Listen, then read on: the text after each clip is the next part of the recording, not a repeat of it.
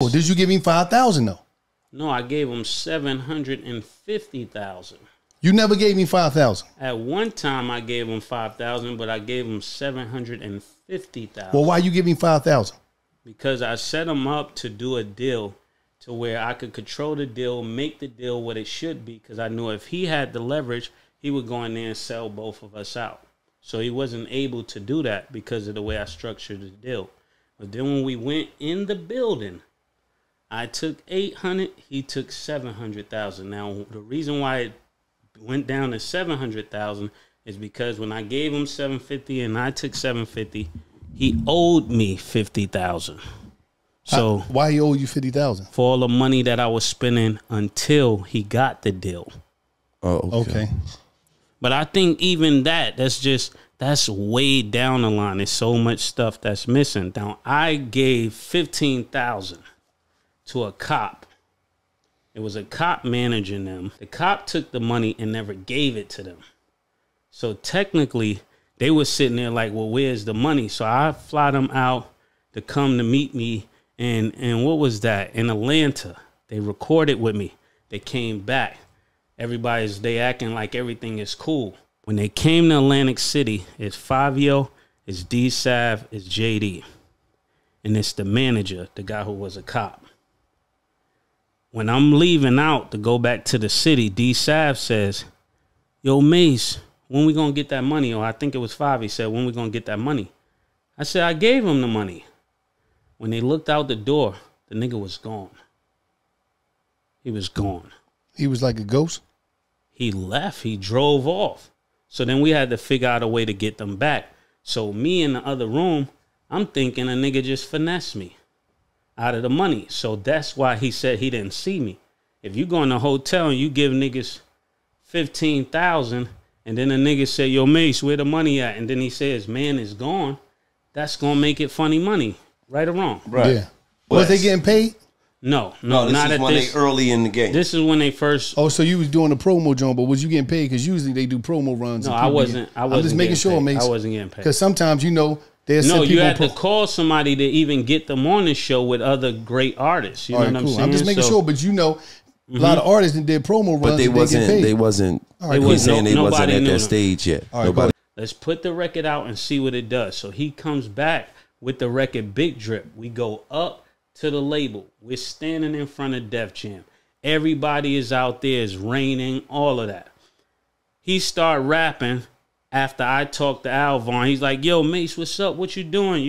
I'm lending out, Silk Versace. But y'all in front of the building on some back in the day shit. You remember dudes used to rap in front of the buildings back in the day. Yeah, so I'm telling them to call. When I get in town, call me because we just going to go up to the label and get him a deal. And that's exactly what happened. The moment he met me in front of the building, we go up in the building and they offer us a deal.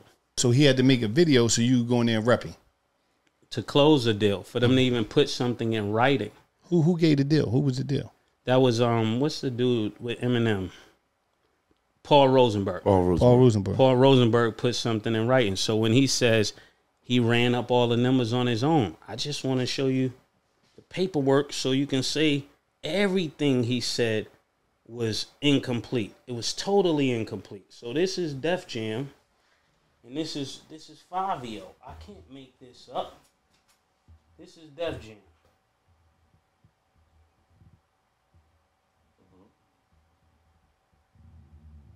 That's Def Jam. All right. So they didn't. That was an offer. That was an offer. Yes, they didn't send this to him. They sent it to my lawyer and to me. So when talking the to person Mike, says they didn't send this to him, they sent it to me and my lawyer. So for a person to say I did nothing, we're watching what I did. That's one situation. So if you could read, I'm not gonna put all this stuff out there, but enough to make the point. I'll go to another page where they make a bigger offer.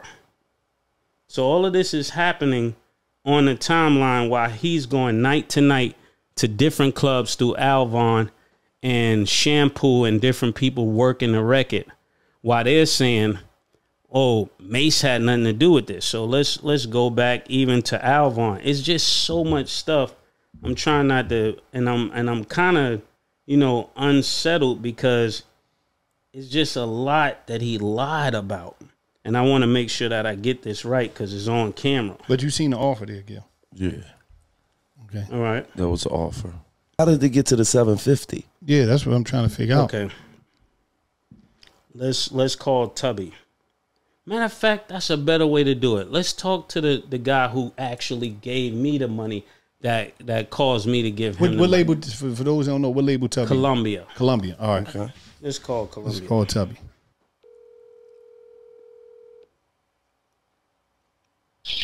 Yo, M Dollar. What up, Tubby? What's good?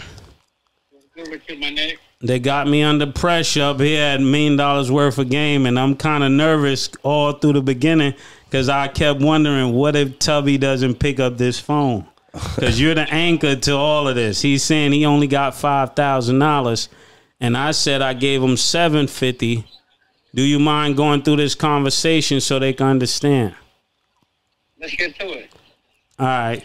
So talk about... And what do Tubby do? Tubby is a what for Tubby, who were you at the time that I came to Columbia? I was head of urban at Columbia, so I'm in the urban department at Columbia Records. All right.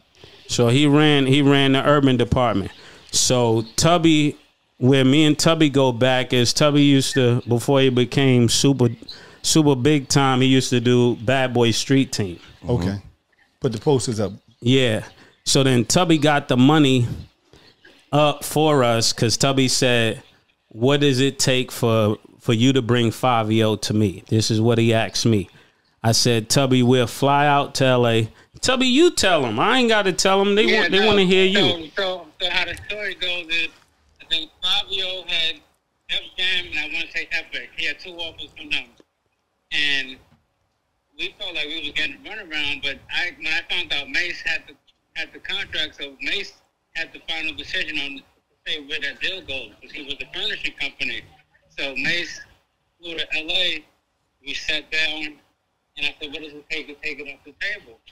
He gave me the number, and I talked to Ron Perry and our team at Columbia, and we made the deal happen. And we agreed to the number. He was like, "Yo, I need this, and I need Fivio to make this." So Fivio made, I think it was $750 for Fivio and $650. Yeah, and didn't I decide to give him 50-50? That's what we need to know. Yeah, you made a fair deal. You said, I don't want to take more out of Fivio's pocket. So, yeah. So he got $750 cash to walk away with. Yeah. Wait, that's not it. That's not it, because now I'm warmed up. I was a little nervous because I wasn't sure if this nigga Tubby was going to answer. Now I'm going to go in my bag. Okay. Not only did he get $750, I gave him all of his percentages back. What you mean? All of them. So if he was going to tour, I could have made 30% for the rest of my life on everything he did. Mm-hmm. I gave 30% all back to him. Okay. Before the $750. So he got $750 and the 30 back. Okay. What about his publishing? I never had any of his publishing. So when niggas say my deal is like a Puff Daddy deal, how? I got zero publishing. I got zero merchandising. I got zero touring. Lord. And we just split everything like partners. So why did I sign him to that deal? So that when we go in the door, nobody could rip us off. Because when the artists don't understand the business, you'll work them up to a certain point, and then they'll get in and sell everybody out for the little Rolex they want or the little chain they want. So I made it where I can make the decision until we settle the decision. And once we settle the money, now you make all your own decisions. Now you control your budget. He controls his budget. And what is the status of that type of contract? Because there's a lot of dudes that put a bunch of money into artists out here, and when the artist sign, they dip on them. What is the name of that contract? What is the title of that? So you can make sure you can settle your money.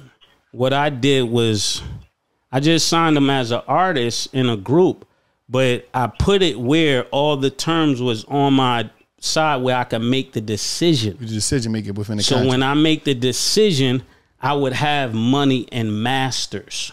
So we got money and Masters. So you own a Masters? That's another conversation. Oh, shit. No, y'all. Hey, Tubby. Do y'all need Tubby for anything else? Hey, appreciate you, Tub. We